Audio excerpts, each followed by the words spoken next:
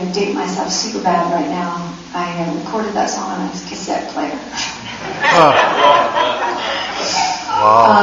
And sent it to my dad.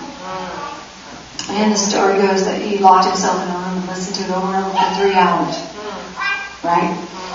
And somewhere in the middle of that room, he didn't really believe God could forgive him. He felt like his mistakes were too great. And somewhere in that room, he let grace just kind of shower over him and touch his life. And he found some forgiveness. So this starts Dad on a good path, but he was needing to grow. And so through our relationship, just kind of ups and downs. But then we come to the last year. And oh man, God just is so faithful and so good.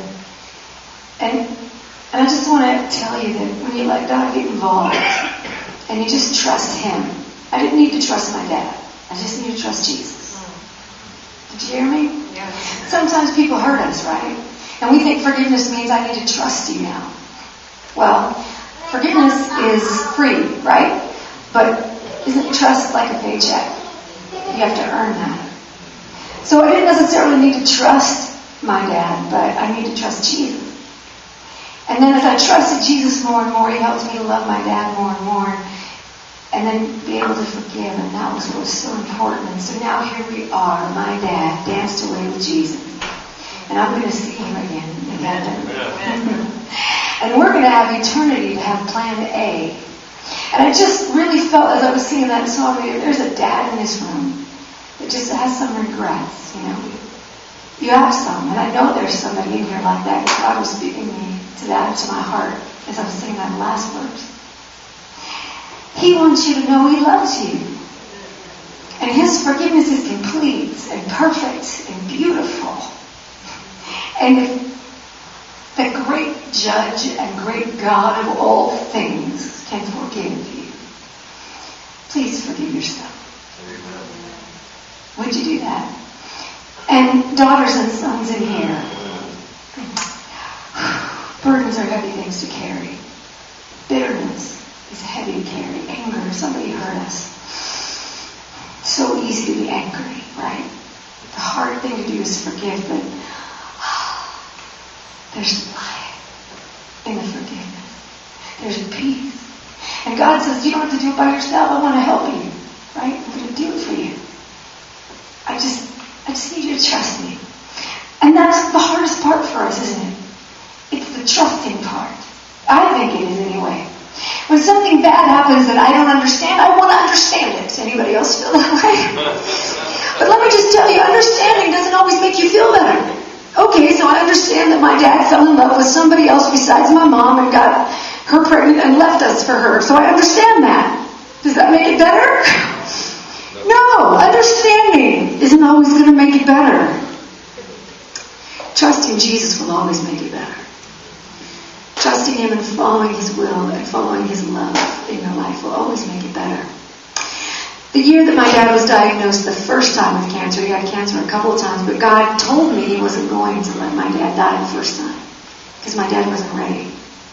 But the year he was diagnosed the first time, 2 others, very significant members of my family, were diagnosed with cancer as well. By the time the 3rd diagnosis came, I was absolutely stressed out and full of fear. Because I knew the road ahead for our family looked extremely dark. And I started stressing about what it was going to mean to not have these people, possibly, in my life. And it was just consuming my life, and it was controlling my life, and it was stealing my peace. And finally, Jesus just began to communicate to me. He says, come away from that. You're trying to figure this out. You're stressing over this. It's nothing you can change. He says, you're supposed to bring that to me. You can't change this stuff. Just bring this to me. Trust me with it. And if healing needs to happen, I can do that. Anybody believe He still heals? Absolutely. If healing needs to happen, I can do that. But if I think something else much more important than that, done that way, needs to happen, you're going to have to trust me. So come away from staring at that, because it's going to make you crazy. And just come over here and worship me. Put your eyes on me. Let's dance. But God, when music is scary, let's dance anyway. Let's dance anyway. Doesn't it sound like a lot more fun to dance than just to stand there and stare at something frightening until you want to lose your mind? Right? You get all fearful and stressed out. And so this little song came to me when I was in the middle of that. And God was just like, that's enough. I'm giving you an invitation this morning, and He's giving you the same one. Are you staring at something that you can't understand, you can't figure out, that looks scary, that looks frightening, that looks just bigger than you?